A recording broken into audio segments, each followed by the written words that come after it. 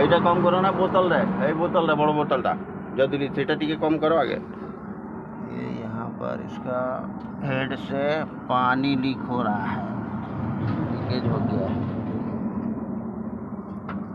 अंदर में और इसको कम करने में दिक्कत है।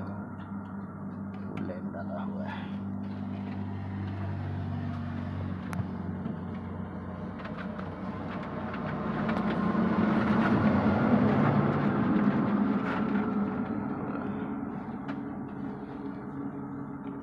जाओ जरा जब पानी पड़ू नहीं था पड़ू नहीं पानी अभी नहीं गिर रहा है, रुक जाओ हो उसमें लगा देगा ऐसे ही।